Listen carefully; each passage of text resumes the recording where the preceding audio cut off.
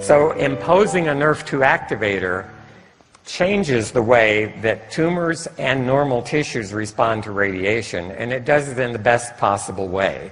It makes the radiation more effective at eliminating the tumor and less effective at causing damage to the rest of your body that really needs to survive. Right.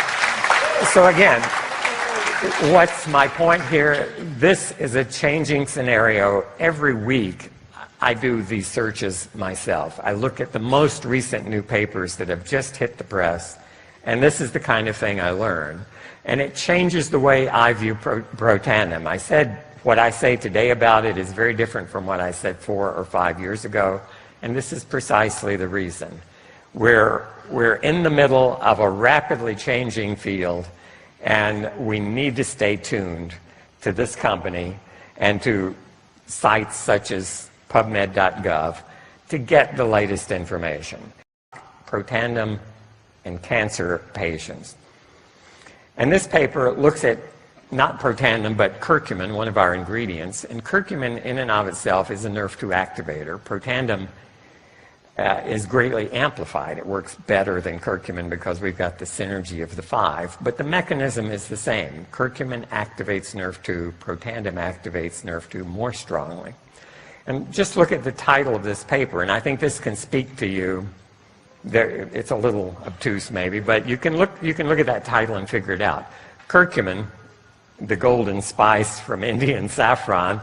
The researcher here is Dr. Agarwal from India, and he has a particular affinity, I think, for Ayurvedic medicine, for traditional medicine from India. He's at Baylor Medical Center in Houston, Texas, well known in the field of NRF2 activators. So curcumin is a chemosensitizer and radiosensitizer for tumors. What does that mean? Tumors are treated with chemotherapy and with radiation. The reason for treating tumors with those two treatments, and they both increase oxidative stress substantially, is that unlike most other therapies that you get from the doctor that tend to make your cells work better, these two are designed to kill cells, because your body, if you have cancer, contains cells that are rogue cells. They're out of control. They're multiplying, trying to overtake your body. And a concern has been, because chemotherapy and radiotherapy both increase oxidative stress in an attempt to kill cancer cells, there's been a controversy for a number of years. Is antioxidant therapy a good idea here? Because you may actually protect the cells that you want to kill. You're using a therapy to put focused oxidative stress on these cells with the idea of pushing them over the edge, killing them. And therefore, I have recommended to everyone who's asked me for the last 5 years, should I take Protandim if I've got a cancer diagnosis, I'm about to undergo chemotherapy or radiation therapy? And my conservative response has been, because this is controversial, some scientists argue, don't do it because you may protect the cancer. Others have said, do it because you may protect the other tissues more than you protect the cancer. We didn't really have a definitive answer. This paper says activating NRF2 actually sensitizes the tumors to radiation and to chemo. So it's going to have a bigger effect. Okay? And the other part of that title is just as important. NRF2 activators are chemoprotectors and radioprotectors for normal organs. So imposing a NRF2 activator changes the way that tumors and normal tissues respond to radiation, and it does it in the best possible way. It makes the radiation more effective at eliminating the tumor and less effective at causing damage to the rest of your body that really needs to survive. Right. So again, what's my point here? This is a changing scenario. Every week I do these searches myself. I look at the most recent new papers that have just hit the press, And this is the kind of thing I learn. And it changes the way I view Protandim. I said what I say today about it is very different from what I said 4 or 5 years ago. And this is precisely the reason. We're in the middle of a rapidly changing field, and we need to stay tuned to this company and to sites such as PubMed.gov to get the latest information. Protandim is a NRF2 activator, and I realize that doesn't say anything to you guys if you're not a biochemist or have a PhD in some biomedical science. But I'm going to tell you very briefly what a NRF2 activator is and what it does. It can be viewed as a biochemical wake-up call. Literally, these substances are messengers. And the way Protandim acts, and many of you have seen this before, but this is the single summary slide of what Protandim does when it approaches a human cell. And so in the upper right there, you see something labeled Protandim. You've just taken a Protandim. It's found its way into your bloodstream. It's reaching every cell in your body. And when Protandim approaches any human cell, there are receptors on the surface of that cell. It's the analogy I use, it's like Protandim steps on your front porch and it rings your doorbell. What happens inside that cell is there's a change occurring, just like when your chime goes off or your doorbell rings. Pushing the button outside has caused a change inside. In this case, an enzyme has been activated. An enzyme is a machine that does something chemically within the cell. In this case, it's a kinase. You don't have to remember that. And here it's signified by being activated. It turned yellow, but now it's turned on by Protandim. What does it do? Well, the important player here is that little red circle labeled NRF2. That's the biochemical messenger that needs to send information to the DNA in the nucleus of every cell in your body. And it's being held outside. The messenger is stuck to a blue protein there called KEAP1. And that complex is modified by this kinase. And what you can see is a little yellow group was added to NRF2. It's been chemically modified. So that activated enzyme caused by Protandim ringing the doorbell, if you will, has modified NRF2, changed its structural shape. It looks different to the blue protein that's holding it. And as a result, the blue protein lets go of the NRF2. The blue protein, by the way, is stuck to the skeleton of the cell, so it's outside the nucleus. And that's where it's been holding NRF2. Now that NRF2 has been modified, it's released by the blue protein, and it's free to diffuse into the nucleus of every cell where the DNA resides. The DNA is the master blueprint for that cell, contains the plans for producing everything that cell needs to make. When Protandim goes in there, when NRF2 goes in there, it now has access to 25,000 genes that are in the nucleus of every cell in your body. And about 400 or 500 of those genes have receptors where that NRF2 can bind and act. You can think of it as a key and a lock, or you can think of it as an electrical switch that gets flipped. The NRF2 finds the 500 genes that it can modify, it binds to them, it turns on that gene, and the end result is all 500 of those genes upregulate the thing that they encode, the blueprint for which they are for some product that the cell makes. So in this case, protective enzymes are produced in response to Protandim. That's how it works in a nutshell. The actual biochemistry is a little more complicated, but not much. Seriously, that's very close to the way I would explain this to my peers. That's what Protandim does. It activates NRF2. The cell makes more of its protective survival-related enzymes. So here I'm using a slightly different twist on the theme, stay tuned with Protandim. If you look up tune in a dictionary, which I did here, Merriam-Webster online, you type in tune, And you find that there's several definitions. It's to adjust musical pitch. Everyone's familiar with that. You can tune an instrument. You can tune a piano. It brings it into harmony. It's a way of adjusting something for precise functioning. So you can take your car into a mechanic and you can tune up the engine. It's to make more precise, more intense, or effective. And here at definition 1, the example given there is tuned her guitar. Okay, so you can tune something to the right frequency, the right pitch. And if you look this definition up a few years from now, I'm hoping at the bottom there may be an addition. As, for example, Grandma tuned her genome with protandem.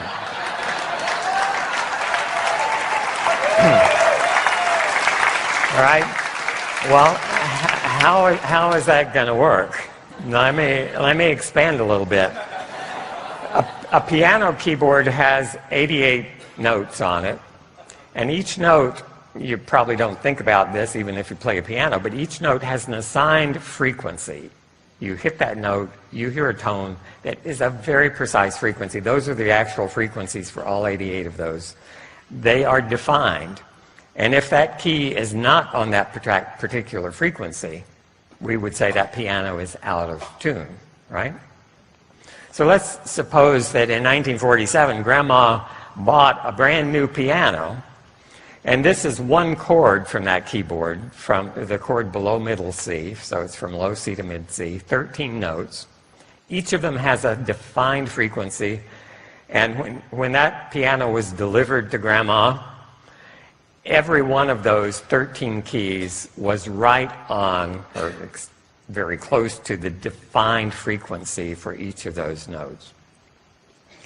And as happens with pianos, let's assume that for whatever reasons, Grandma's piano spent 50 years in the attic. And maybe the grandchildren discover it, bring it down, dust it off, and check it out. Well, after 50 years in the attic, things had changed. And if you hit those 13 keys now, you'll find that they're not on the precise frequency. The piano is out of tune and needs to be brought back into tune. It needs to be tuned up by a guy who knows what he's doing. He will bring tuning forks. He will listen very carefully, adjust each of those keys until it's back where it should be. And the same thing happened to Grandma, by the way, in those 50 years. If you look at her genome, and instead of 88 keys, we're looking at 25,000 keys in the genome, where each key is one gene.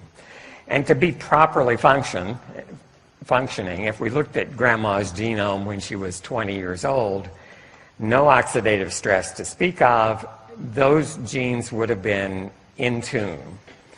These are the 400 genes, and this is real data from my laboratory, from human cells, 400 genes that respond most to protandem being added to the culture medium.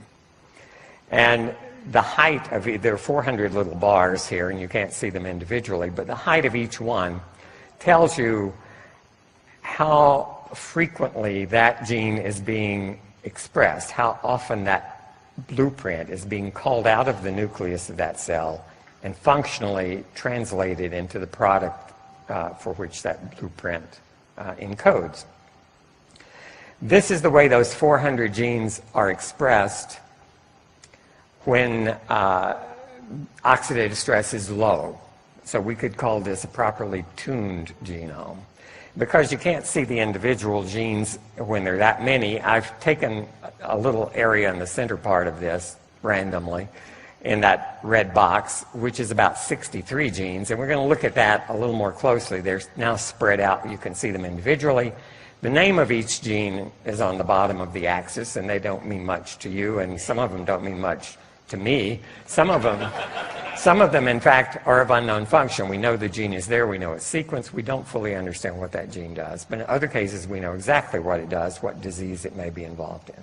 So this is, I think, 63 genes chosen just to be in the middle of that range. And this is how they're expressed when oxidative stress is low, specifically when protandem is in the medium. If we grow, and this is in a human cell line, if we grow these same cells without protandem under conditions that have oxidative stress, what do you think it looks like? It looks like that. Okay? So that's equivalent to grandma's piano after 50 years in the attic. And the difference between that and this is protandem. All right? It's a dramatic illustration.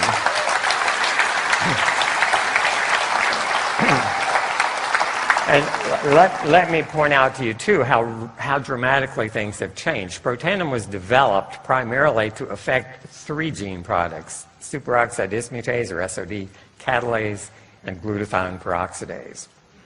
And the literature, as of 5 years ago, led us to believe that this could happen, this would happen with protandem. And indeed, it did affect those 3 genes. What we've learned in the last 5 years is that it affects not only those 63 genes, but these 400 genes. All right? So 3 of those are SOD, catalase, and glutathione, or glutathione peroxidase. Have we realized that protandem does a lot more than that? You bet. We went from 3 genes to 400 or 500 genes that we're now talking about. Each of those genes has its own story. And your eyes would quickly glaze over if I went through the first 200 of those. So what I'm going to do is give you an example on each end of the spectrum in the few minutes remaining.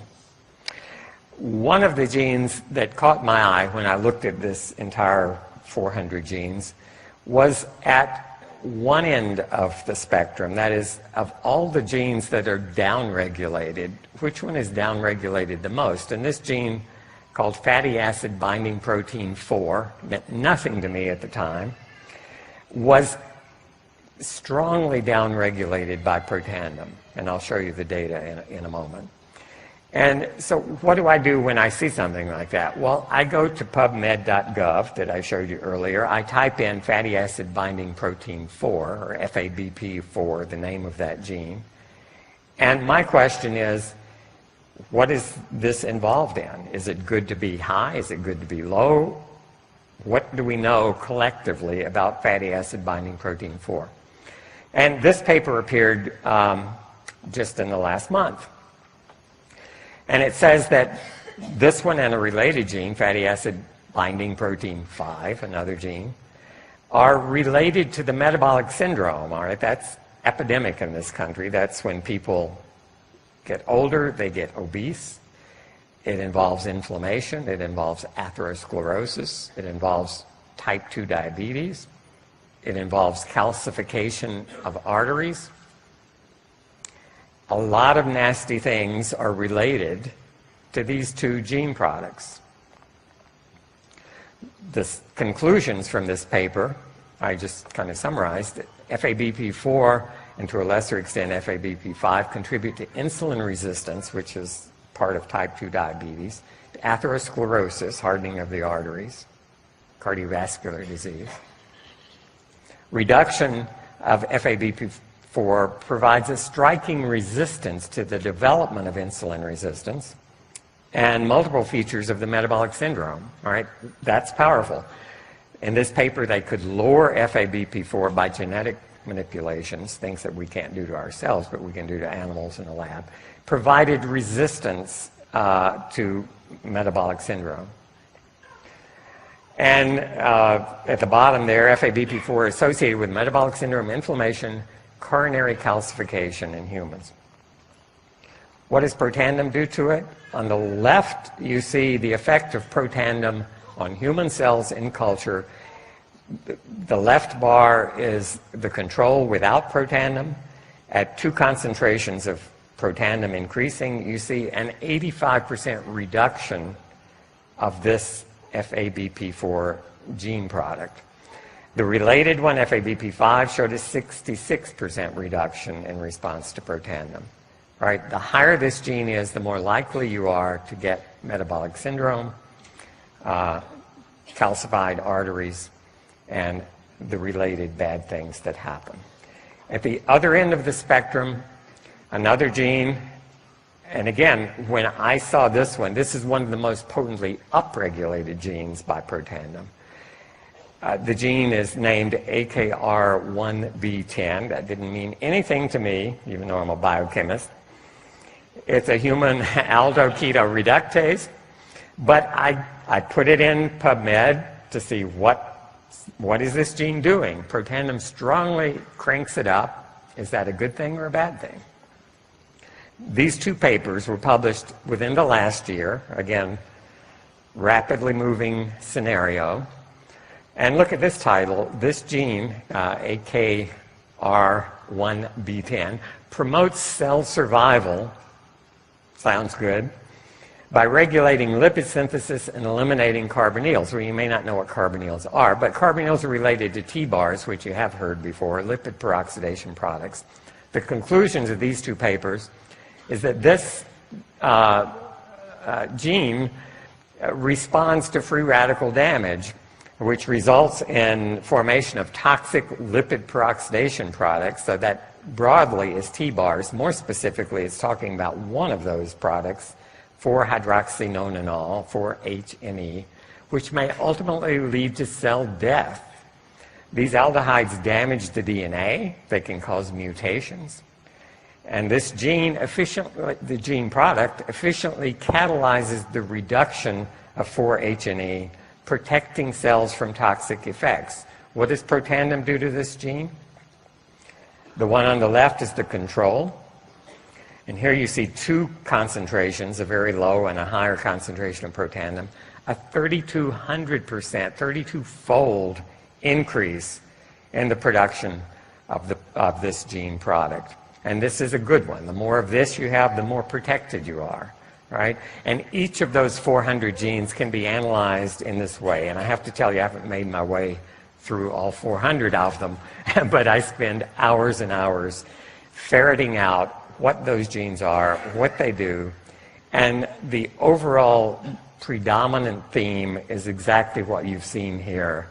The genes that help our cells survive are upregulated. The genes that are doing the damage, causing the problems, are being decreased. So I think that's pretty much the end of what I have to say. I want to tell you a lot of these guys have contributed to what I've told you today.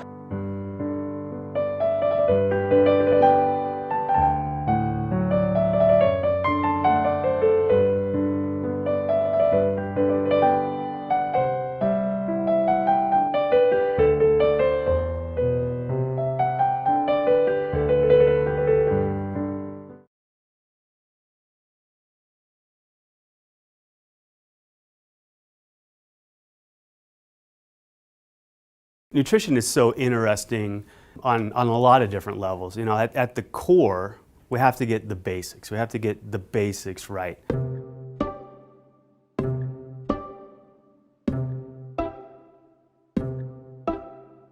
When we look in the cell, when we look at the molecular biology, so myself being a molecular biologist, we want to know everything that's happening between that first signal that's coming into the cell and then that physiology that's happening. But what's been shown in aging research is that communication signal gets lost or muted or attenuated as we get older. So the same signals are coming in, but the signal is much more dampened as it's going through the cell. So nutrigenomics is so exciting because what has also been shown is that you can put nutrients into the system to basically reawaken those cellular signaling pathways. There's been many different theories put out there as to why we age. But what's turned out to be the case is no one theory of aging has turned out to be the thing that we need to intervene on so that we can experience healthy longevity or keep ourselves as healthy for as long as possible. So what's probably going on are all these different theories of aging that are out there are having an additive effect to those declines that we see occurring with age. And this is what's so exciting about LifeVantage. We're looking at this layered approach now to these cell signaling pathways, what's happening to them as we age, and then basically layering a nutritional approach to these different theories of aging through nutrigenomics to try to keep us as healthy for as long as possible.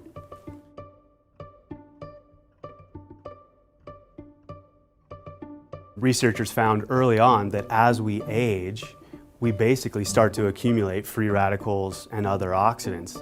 And if left unchecked, this can go on to have very serious consequences to the cell. So then we call that going from oxidative stress to oxidative damage, where these oxidants are actually attacking the structures inside of the cell. But what's so interesting is our bodies have been able to capture the ability of antioxidants and put that capacity inside of our DNA and specifically in our genes.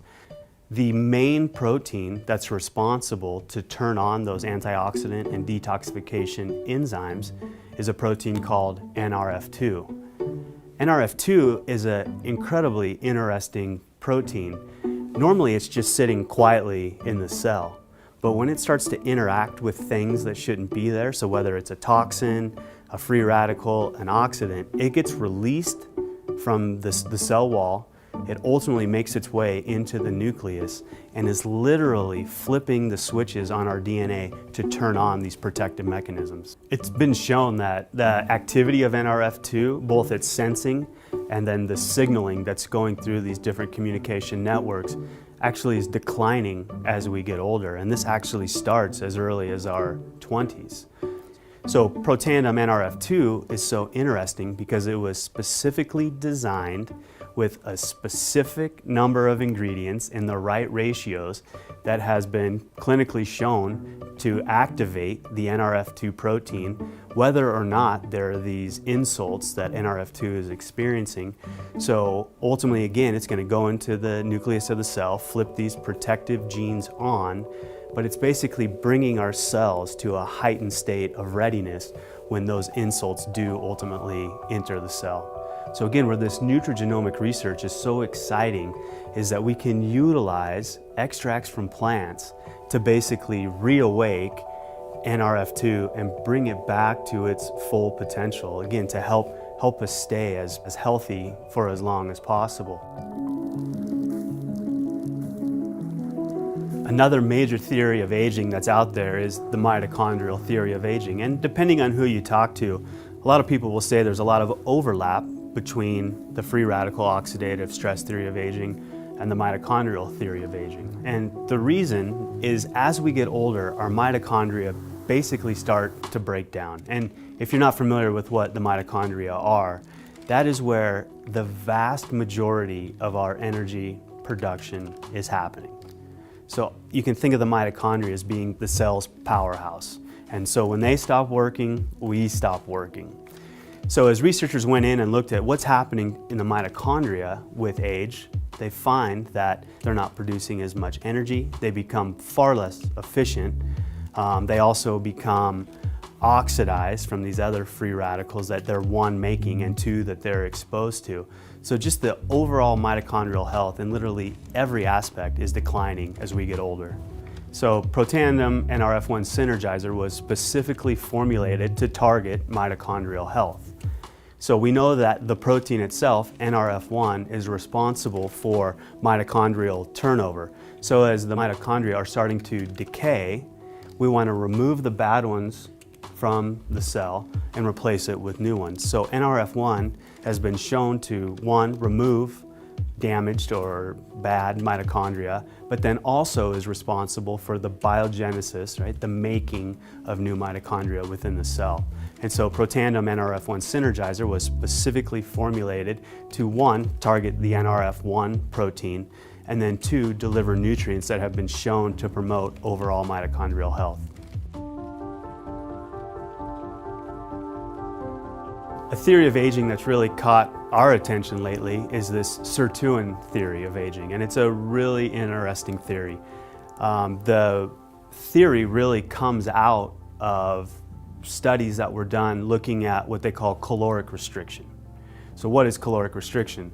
Caloric restriction is the process whereby we significantly reduce the number of calories that we're eating every single day. And it can be as much from 40 to 60%. So you might think, well, why is that so exciting? That sounds like a miserable existence, and it definitely is, right? When you actually go in and look at the physiology of individuals who are undergoing caloric restriction, you actually see just a tremendous amounts of health benefits coming as a result. Healthy longevity, a healthy vascular system, helping us maintain cholesterol levels already in the normal range, and then a lot of cognitive functions. So our mood's a little bit better, we can think a little bit clearly once we've acclimated to caloric restriction. You do start to get some increases in energy as well. So if we're again talking about inputs versus outputs, or the physiology or the health benefits that are being experienced, these researchers wanted to go in and understand the molecular biology through these cell signaling pathways or communication networks during caloric restriction. So when they were doing that, they went in and they identified a family of proteins called the sirtuins. And so it turns out when you remove sirtuins from the cell, and there's really easy ways you can do that genetically, or you put different inhibitors into the system so you keep these sirtuins from working, what they found is that you completely lost the health benefits of caloric restriction. So thus, sirtuins are absolutely required for the health benefits of caloric restriction. As this connection was made between caloric restriction and sirtuins, scientists wanted to figure out everything that they could about these sirtuin proteins. So what does it take for these sirtuins to work? One thing that they found absolutely required for sirtuin activity is a molecule called NAD. And this was really a surprise, because normally scientists think of NAD as just living in the mitochondria, living other places in the cell, involved in various aspects of metabolism and energy production. People really got interested in that relationship between NAD and sirtuins because now you had a direct link between metabolism and then ultimately a way to activate this family of proteins that's been shown to be so important for all these health benefits. So of course NAD becomes a very intriguing molecule. We started to ask the questions, were there ways that we could manipulate sirtuin activity through NAD without having to restrict all of those calories? So we went to work, we formulated Protandim NAD Synergizer specifically to target NAD and NAD-dependent pathways with the ultimate goal of increasing sirtuin activity. So we performed our research studies with our strategic partners, and what we found is that 3 hours, we saw a 46% increase in sirtuin activity. And then when we looked at 24 hours after giving Protandim NAD Synergizer, we saw a 100% increase in activity. So I'm incredibly excited about what LifeVantage is doing with its Protandim family of products, how we're addressing these 3 different theories of aging, the free radical theory of aging, the mitochondrial theory of aging, and now the sirtuin theory of aging. It's really opening up the door of possibilities, both for future product development at LifeVantage, but I also really think it's going to start to change the conversation that people are having out there as it relates to healthcare. So taking a more proactive approach to our health and wellness instead of a reactionary approach.